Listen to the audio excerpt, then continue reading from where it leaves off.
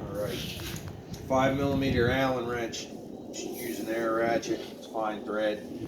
Take these two bolts out. Alright. And you're going to pop this cover off. You might have to fumble with it a little bit.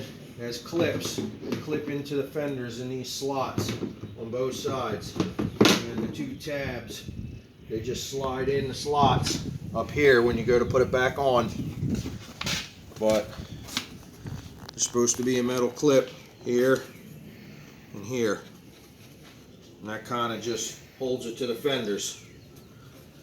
Anyway, come in here, get you a 10mm wrench or a 10mm socket. This bolt right here, or nut rather.